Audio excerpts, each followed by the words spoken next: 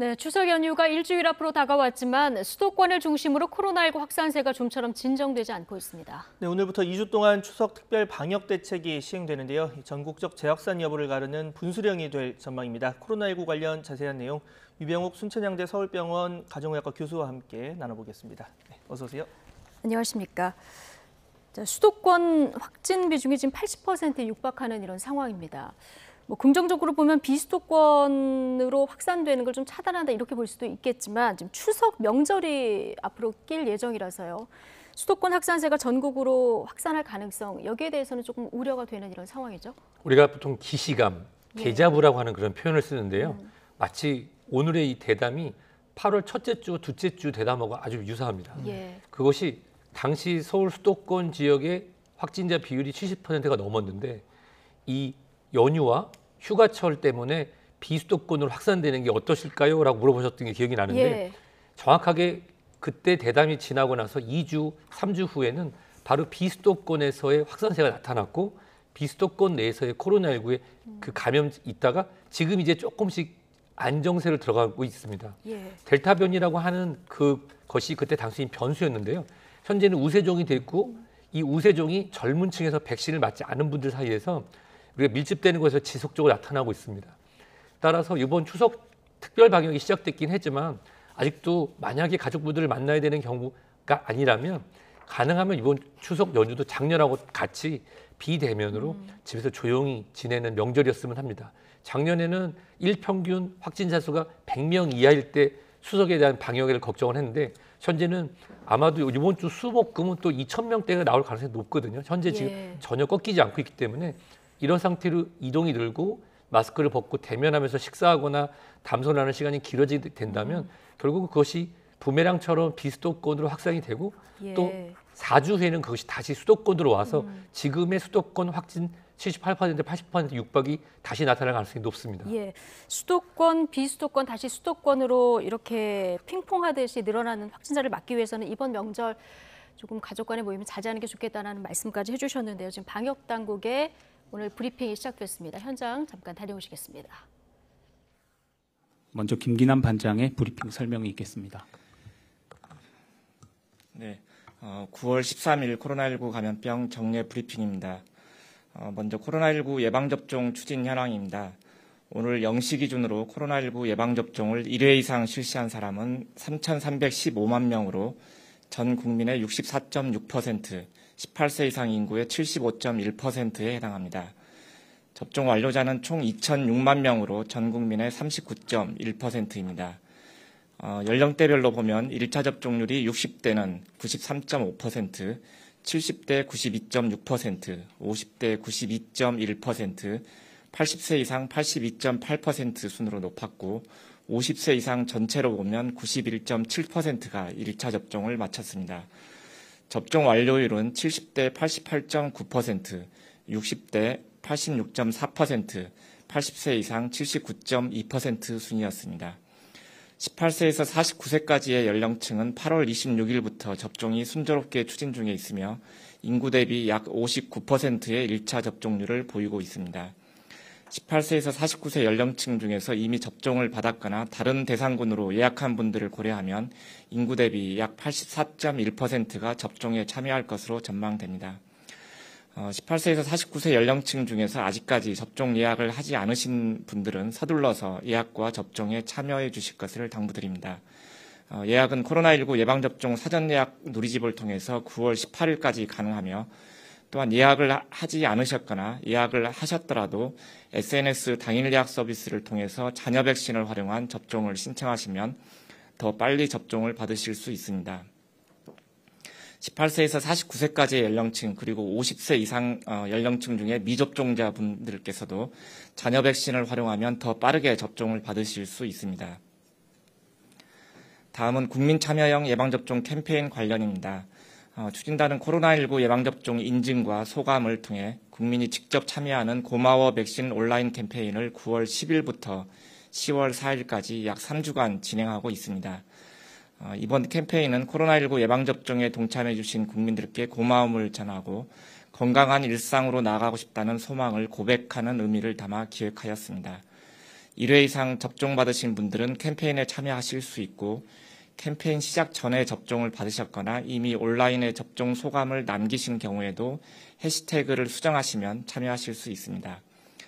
참여 방법은 먼저 질병관리청 공식 누리소통망인 인스타그램 그리고 페이스북 계정을 팔로우하고 본인 SNS 계정에 예방접종 인증 이미지와 함께 후기나 소감을 작성한 후 해시태그를 붙이면 되고 질병관리청 온라인 캠페인 게시글에 참여 완료 댓글을 남기시면 됩니다. 추진단은 우수 참여자를 선정하여 소정의 상품도 드리고 국민 참여 콘텐츠로 확산할 계획입니다. 국민 여러분께서는 정해진 일정에 맞춰 2차 접종까지 완료하여 주시고 고마워 백신 캠페인에도 많이 참여해 주시기 바랍니다. 다음은 이상반응 신고 현황 주간 분석 결과입니다. 현재까지 코로나19 예방접종 총 5,183만 건 중 이상반응으로 신고된 건은 총 21만 5,501건으로 신고율은 0.42%입니다. 예방접종 후 이상반응 신고율은 접종 초기에 비해 낮은 수준으로 유지되고 있습니다. 신고 사례 중 근육통, 두통 등 일반적인 이상반응이 95.8%, 중대한 이상반응은 4.2%였으며 백신별 신고율을 보면 아스트라제네카 백신이 0.49%, 화이자 백신이 0.33%, 모더나 백신 0.56%, 얀센 백신 0.6%였습니다. 안전한 예방접종을 위해 코로나19 백신을 접종하면 예방접종 후에 이상반응 발생 여부를 잘 관찰하고 평소와 다른 신체 반응이 나타나면 의사의 진료를 받으실 것을 당부드립니다. 또한 예방접종 후에 이상반응 의심 환자를 진료한 의료기관은 심근염, 심낭염, 혈소판 감소성 혈전증, 길랑발해 증후군 등 신속한 진단 치료 및 예방접종 후 이상반응 신고를 철저히 해줄 것을 당부드립니다. 9월 14일부터 2회 접종이 필요한 어린이와 임신부를 대상으로 인플루엔자 무료 예방접종 사업이 시작됩니다.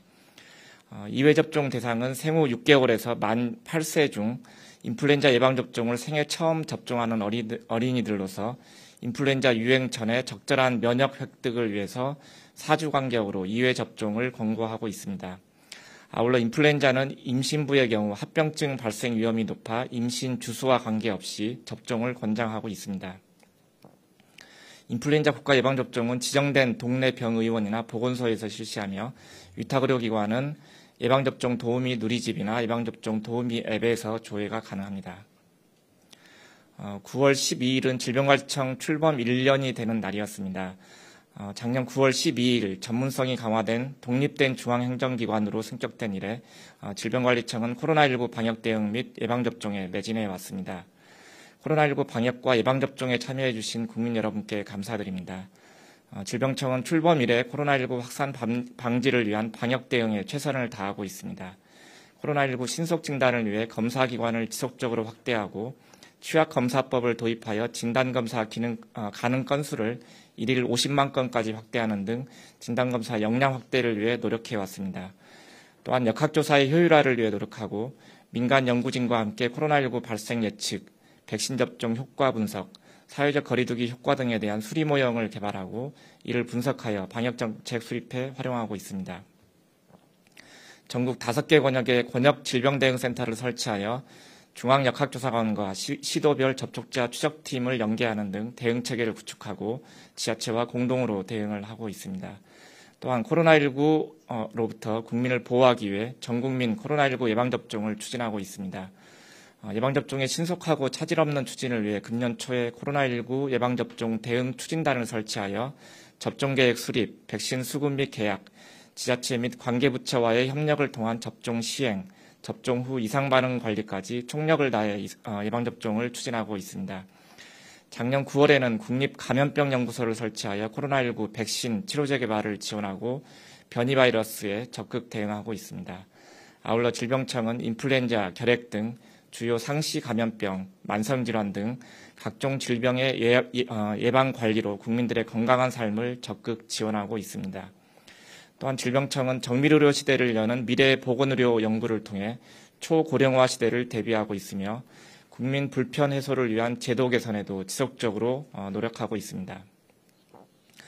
그동안 코로나19 유행을 적극 통제하고 차질 없이 예방접종을 추진해 올 수 있었던 것은 모두 국민들의 적극적인 참여와 관계부처 지자체의 협력, 그리고 보건의료계의 협조 덕분이라고 생각합니다. 방역 현장의 종사자와 의료진, 예방접종을 안전하게 시행해준 전국 의료기관, 예방접종센터, 보건소 의료진과 관계자분들의 노고에 감사를 드립니다. 질병관리청은 건강한 국민, 안전한 사회를 위해 신설된 기관인 만큼 앞으로도 끊임없는 혁신을 통해 신종 감염병, 만성 희귀질환, 기후변화 등 건강 위해 예방과 관리에 최선을 다해 국민 건강 지킴이로서의 역할을 충실히 해나가겠습니다. 감사합니다. 네, 지금부터 기자님들 질문에 답변 드리는 시간 갖겠습니다. 출입기자단. 네, 방역 당국의 브리핑 듣고 오셨습니다. 방역 당국의 브리핑 내용 짚어볼 부분들 유병욱 순천향대 서울병원 가정의학과 교수와 함께 자세히 짚어보도록 하겠습니다. 자, 교수님 오늘 여러 얘기가 있었습니다만은 일단 접종률 관련해서요. 1차 접종률 50대 이상을 합해보면 91% 정도 된다고 하고요. 그리고 18세에서 49세도 한 59% 정도 1차 접종을 마쳤고 최종 한 84% 정도 될 것 같다 이런 분석이 있었거든요. 그리고 이번 주 안에 1차 접종 70%를 돌파할 것이다 이런 전망이 나왔는데 1차 접종 70%, 이 델타 변이 유행 속에서 어느 정도 그 확산 차단에 영향력이 있는 겁니까? 우선 70%라고 하는 그 의미가 어디서 왔는지 생각을 더듬어 보면요. 우선은 예전에 이 코로나19의 재생산 지수가 1점 얼마다, 2점 얼마다 할 땐 바로 12개월 전을 기준으로 하면은 한 명의 환자분이 2명 이상에 옮길 수 있으니 그걸 확산을 차단하기 위해서는 최소한 66% 이상의 예방접종을 하게 되면은 집단 면역, 즉 우리가 방패를 들고 있는 모두가 방패를 들 필요 없이 3명 중에 2명만 방패를 들고 있으면 화살이 날아오는 걸 3명을 막을 수 있다는 그런 이론이거든요. 그런데 실제로는 현재 델타 변이 상황에서는 이 재생산 지수라든지 감염 지수가 예전하고는 달라졌기 때문에 실질적으로는 계산적으로 하면 89% 이상 2차 예방접종까지 해야 실질적으로 이게 접종 완료율이 89%까지 해야지만 이게 꺾이는데요. 우선적으로 봤을 때 국민에서 1차 예방접종률이 70%가 하는 것도 굉장히 대단한 겁니다. 왜냐하면 유럽이나 기타 선진국이라고 하는 것도 예방접종에 대한 자기 선택권을 주장하면서 안 맞으려고 하시는 분도 계시고 2차 예방접종까지 안 가는 경우도 있었거든요. 그러니까 지금 이미 미국하고 일본 그 1차 접종률은 제친 상황이에요. 그렇습니다. 그래서 실제로 현재 보면은 아까도 그 발표하신 반장님께서 말씀하셨지만 국민 여러분들의 그런 이해와 협조로서 순화하고 있다고 보고요. 하지만 어떤 70%다 84%다 이렇게 올림픽 금메달 따듯이 경쟁하는 건 큰 의미가 없고 현재는 이 안정적으로 예방접종이 국민의 이해를 통해서 진행돼서 부작용이라든지 또는 이제 경증 이상의 부작용이 나왔을 때 보상하는 부분에 대한 좀 더 많은 알림과 국민적인 동의가 있어야 추가 예방접종이라든지 또는 앞으로 진행될 독감 예방접종의 그런 수당 그리고 2022년에 진행될 그 다음번 이 코로나19 예방접종이 안정적으로 진행되기 위해서는 어떤 퍼센트나 달성률보다는 이제 앞으로는 안정적이고 국민이 이해하면서 접종 이후에 발생할 수 있는 부작용에 대한 보상들이 좀 더 투명하고 이 의료기관과 우리 국민 여러분에게 잘 알려져야 되는 그 다음 단계를 준비해야 될 것 같습니다. 알겠습니다. 조금 전 브리핑에서는 이제 접종 완료자에 대한 얘기도 있었는데, 그러니까 전 국민의 39.1% 정도가 현재 이제 접종을 최종적으로 완료를 했다라는 얘기를 했고, 자 백신 중요성을 보여주는 연구 결과 자세하게 나오고 있지만 지금 미 CDC에서 나온 결과를 좀 인용을 해보면 백신 미접종자가 이제 접종자보다 사망할 확률 위험이 11배가 더 높다 이런 연구 결과가 발표됐거든요. 이 부분 좀 어떻게 보십니까? 보통 이게 설명드릴 때 저는 코로나19 예방접종이 아니라 비형간염 예방접종을 설명을 드립니다. 1980년 이전만 해도 대한민국은 비형간염 환자도 많고 그것 때문에 간염, 간경화 등 간질환 환자가 많았거든요. 하지만 온 국민 비형간염 예방접종 진행한 이후로 감염성 질환이나 간경화나 간암이 아주 눈에 띄게 줄었습니다. 우리가 태어나서 생후 72시간 이내에 비형간염 예방접종을 맞는데 그때 그 예방접종을 맞는 아이에게 동의를 구하거나 또는 예방접종을 하는 데서 부모가 거부하는 경우는 거의 없죠. 비형간염 예방접종은 누구나 맞는 것으로 인지하고 있고 그것으로 우리가 많은 혜택을 보고 있습니다. 코로나19 예방접종에 관련돼서는 일반적으로 예방접종이 10에서 15년 정도 연구개발기관과 안정성 평가가 있어야도 불구하고 전 세계적인 유행이라고 하는 이런 위기 상황 속에서 진행되고 있으니까 아무래도 불안감이 크시겠죠. 사망률을 11배를 낮춘다. 또는 입원율을 10배 낮춘다. 이러한 연구 결과들이 발표되지 않더라도 이 WHO 등에서 정한 게 있어요. 인간의 수명이 평균 만 40세에서 현재 수명까지 올라오게 된 것은 깨끗한 물과 예방접종입니다. 꼭 코로나19뿐만 아니라 예방접종이 바로 나타나는 게 인간의 수명 연장과 건강한 삶을 우리가 알려주고 있기 때문에 앞으로도 코로나19 예방접종이 새로 개발되고 안정적이 나온다고 하면은 순차적으로 지속적으로 접종을 하시는 게 옳다고 말씀드리고 싶습니다. 예. 자, 또 하나 해외 연구 사례 보겠습니다. 미국 연구진이 연구한 내용인데 건강한 남성 청소년, 그러니까 19세 이하가 되겠죠. 코로나로 인한 입원보다 화이자 백신 부작용 확률이 더 크다. 이런 연구 결과가 나왔습니다. 우리도 곧 이제 청소년 접종을 시작할 예정인데요. 검토를 하고 있는 상황인데 이 연구 결과를 어떻게 받아들여야 됩니까? 연구는 다양하게 진행이 됩니다. 근데 연구를 안에 들어가서 보면은 그 모 집단, 표준 집단이라는 게 나오거든요. 즉 어떤 지역에서 어떠한 데이터를 모아서 연구를 했느냐가 중요합니다. 네. 만약에 실질적으로 이 청소년이 거의 감염이 없는 지역에서 연구가 진행이 됐다. 왜냐하면 미국은 주가 많잖아요. 네. 그런 주에서 이 청소년이 예방접종하고 나서 발생된 심근염이나 심낭염이 발생 건수가 상대적으로 많다고 하면 그 주에서 연구 결과는 이렇게 나올 것입니다. 하지만 뉴욕주 같은 경우는 굉장히 위기가 많지 않았으니까 예. 청소년에서도 입원 사례나 중증으로 진행된 많았습니다. 그래서 이 연구가 진행된 주는 뉴욕이라든지 대도시 주가 아닌 곳에서 진행될 가능성이 큽니다. 따라서 미국에서는 이 파이자사를 정식 승인을 하면서 만 12세부터 17세까지도 승인을 진행을 지금 앞두고 있습니다. 이 얘기는 전반적인 데이터가 평균적이었을 때 나타나는 거고요. 다만 이러한 우리가 약간 대중적이거나 또는 모두에게 보편적으로 받아들이는 연구가 아니지만 이런 연구에 귀를 기울여서 청소년들의 예방접종을 진행하는 데 있어서의 그런 횟수라든지 예. 또는 우리가 예방접종의 간격 또는 용량들을 줄이는 것에 대해서 좀 더 깊은 연구가 필요할 거로 생각됩니다. 예.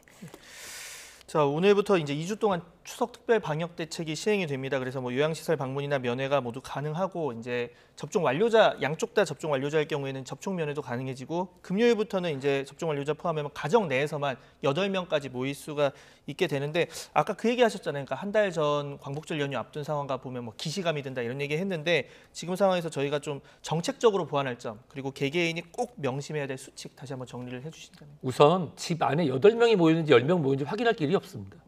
그냥 일종의 이렇게 하시면 좋습니다라고 하지만 예. 실제로 같은 시간에 몇 명이 있는지 공권력으로 다 들여다볼 수는 없잖아요. 그렇죠. 뭐 신고가 오면 가서 확인을 할 수 있겠지만 그거 자체가 쉽지가 그렇죠. 않으니까. 이미 다 가족들 만나러 갔는데 지금 옆집에 누가 사는지도 잘 모르는 동네도 많은데 네. 몇 명이 들어왔는지 알 수는 없습니다. 다만 이런 것들이 이제 사람이 너무 많이 모이면 안 됩니다. 다중시설이나 식당 등에서 모여 있는 것은 허락하지 않습니다라고 이해하시는 게 좋고요. 네. 이런 표현이 정말 정확한데 아직 위험한 상황입니다. 예방접종을 2차까지 완료하신 65세 이상, 75세 이상의 어르신들을 만나고 가는데 그분들의 면역 원성이 지금씩 떨어지고 있다고 판단이 돼서 네. 11월 이후에는 추가 예방접종의 얘기가 나오는 상황입니다. 이런 경우에 아직 접종을 완료를 2차까지 하지 않았거나 아니면 진행 중인 젊은 분들이 65세 이상, 75세 이상의 분들을 가족 내에서 같이 만난다. 이런 경우는 돌파 감염이 아니라 그냥 면역 원성이 떨어진 상태에서 신규 감염이 되는 겁니다. 네. 접종을 완료했지만 예. 따라서 이번 8월 초부터 8월 15일까지 그런 우리가 교훈을 갖고 가자면 올 추석도 작년하고 비슷하게 조금 이동량을 줄인 게 좋겠지만 어떻게 될지는 두고 봐야 될 것 같습니다. 사실 정부의 대책은 한계가 있을 수밖에 없습니다. 알겠습니다. 올 추석 한 번만 더 좀 인내를 해달라 이런 얘기고 또 요양시설 방문 면회는 접종 완료자만 접촉 면회가 가능하다는 점도 꼭 기억을 하셔야 되겠습니다. 지금까지 유병욱 순천향대 서울병원 가정의학과 교수와 함께 오늘의 코로나19 궁금한 점들 좀 풀어봤습니다. 고맙습니다.